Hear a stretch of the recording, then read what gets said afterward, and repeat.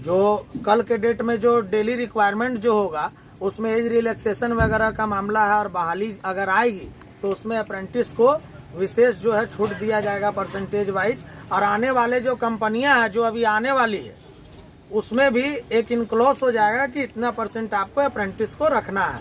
ये सब बात को हमारा सांसद महोदय जी जोर तोर से उठाने का काम किए हैं, उनके लिए बहुत बहुत आभार उठाने के लिए।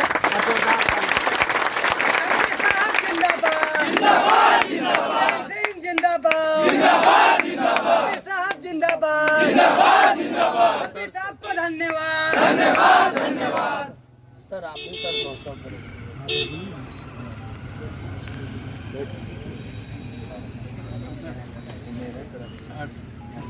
एज ए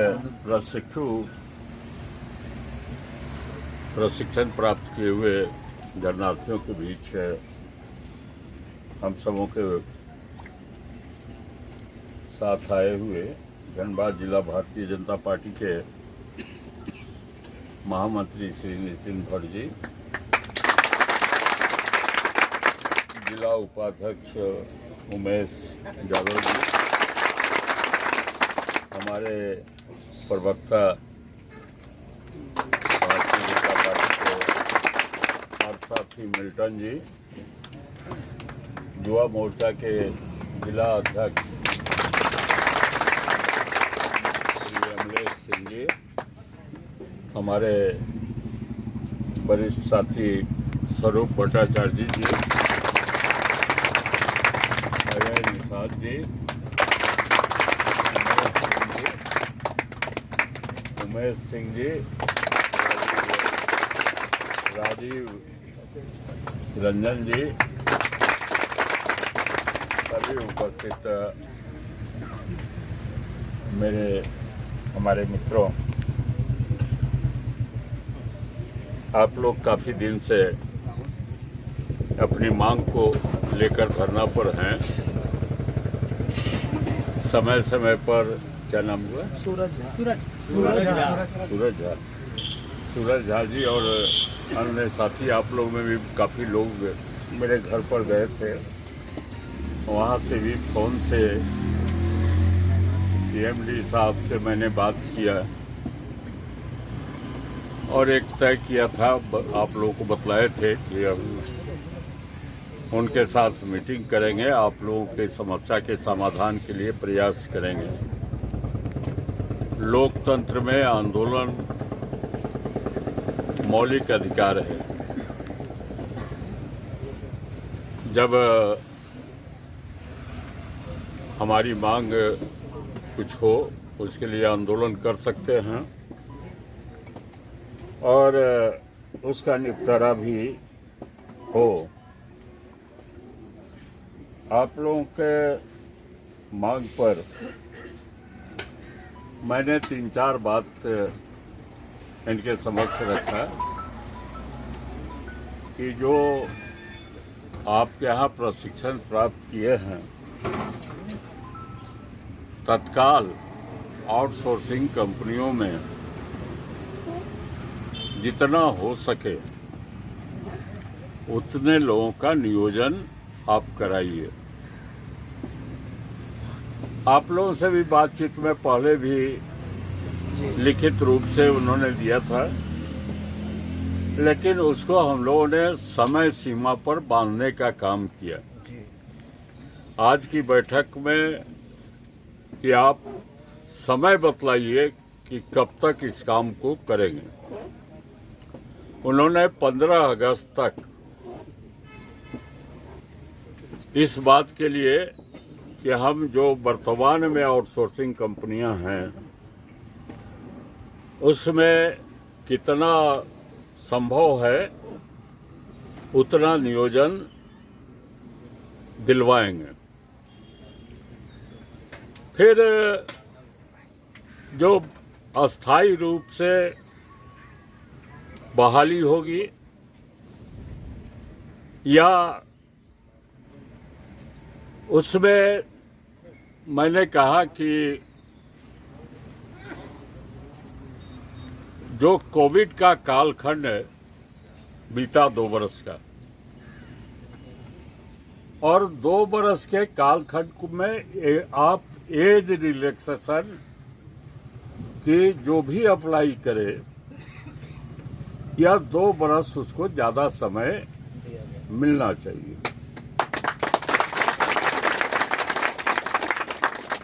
इस पर उन्होंने कहा कि वैकेंसी तो हम निकालते नहीं हैं, कोल इंडिया निकालती है।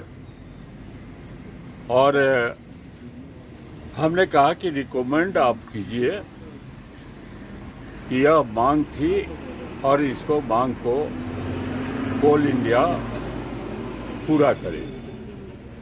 साथ ही साथ जो नई आउटसोर्सिंग कंपनियां आए उसमें एक परसेंटेज आप फिक्स करें कि जो बीसीसीएल में प्रशिक्षण प्राप्त किए हैं उनका हम इतना परसेंट उनके नियोजन देने का काम आउटसोर्सिंग कंपनियां करेगी। आपके बीच एक मित्र ने कहा कि बहुत से लोगों का खत्म हो जा रहा है 6 महीना में, 9 महीना में, लेकिन इस बात को भी कि कोई भी अब उत्पादन विभागीय नहीं होगा और जितना कोल फील्ड में बीसीसीएल के क्षेत्र है उसका उत्पादन होगा तो नए वह आउटसोर्सिंग कंपनियों के माध्यम से होगा। एक जाएगा एक दूसरा आएगा, लेकिन उत्पादन का जो भी होगा तो उसका आउटसोर्सिंग कंपनियां कहीं। इसलिए इस बात की चिंता मत कीजिए कि जा रहा है, जाएगा तो कोई आएगा। और उसके लिए फिर इन्होंने कहा कि आउटसोर्सिंग कंपनियों को जो मिलता है काम, उसकी नीति, उसका टेंडर हम लोग नहीं निकालते, वो अभी कोल इंडिया से निकलता है। हमने कहा कि आप रिकमेंड कीजिए, तो इन्होंने उस बात को मिनट्स अभी थोड़ी देर में आप लोगों को मिल जाएगा और यह सारी बात का लिखित रूप से जो बात हुई और जो 15 अगस्त तक का या कोल इंडिया से, उसका थोड़ी देर में आपको लिखित मिल जाएगा।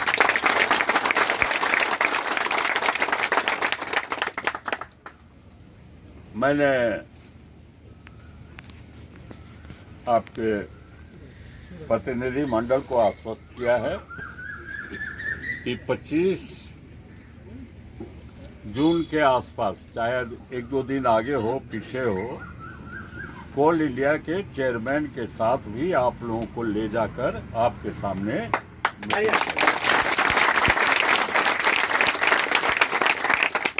निश्चित रूप से, जैसा कि मैंने बतलाया कि संघर्ष आपने किया है, इसके लिए बधाई के पात्र हैं और परिणाम दिलाने के लिए भी हम लोग प्रयास कर रहे हैं। आंशिक परिणाम मिला है कि यह 15 अगस्त के पहले कुछ लोगों को नियोजन मिलेगा या आउटसोर्सिंग कंपनियों में, लेकिन जो अस्थाई नियोजन का भी अगर वैकेंसी निकलेगी तो उसमें भी 2 शर्त को रखा है, उम्र का शर्त और दूसरा जो यहाँ प्रशिक्षण प्राप्त किए हैं उनको प्राथमिकता मिले, इस शर्त को भी यहाँ रखे हैं और उसके अनुशंसा करेंगे। लेकिन फाइनल कोल इंडिया के चेयरमैन से होगा और कोल इंडिया के चेयरमैन के पास हम लोग 10-12 दिन में अपने सुविधा के अनुसार, मैं और उनके सुविधा के अनुसार, दोनों का म्यूचुअल करना पड़ता है। हमको फुर्सत है और उनको फुर्सत नहीं है, उनको फुर्सत है और हमको फुर्सत नहीं है, तो दोनों को म्यूचुअल कर टाइम फिक्स कर आपके प्रतिनिधि मंडल से बात करूंगा और आज मैं आपसे आग्रह करूंगा कि इस धरना को समाप्त कर दीजिए और ये धरना तो जब चाहे तब आप फिर पुनः अगर मांग नहीं हुई इसमें कोई रोक टोक तो है नहीं कि हम आंदोलन किए। जिस बात पर आज बातचीत हुई जहाँ जो बिंदु पर वह बिंदु में इधर उधर कोई किया तो फिर धरना पर बैठ जाएंगे। इसलिए आपसे आग्रह करेंगे कि इस धरना को उठा लीजिए। बहुत बधाई आपको आंदोलन के लिए।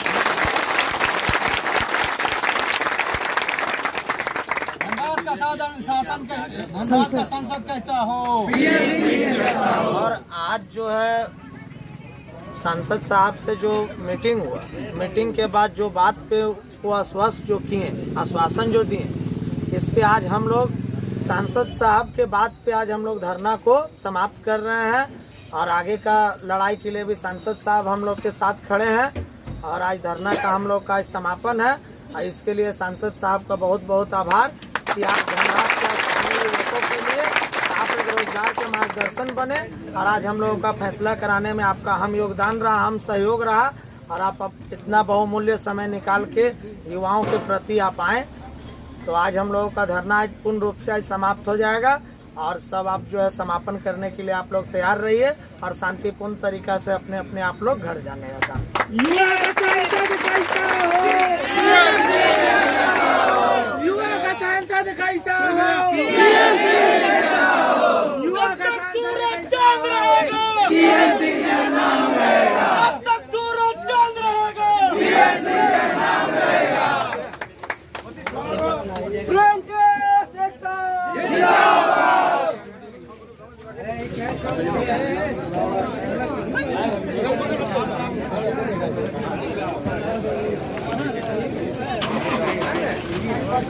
फोटो लेना चाह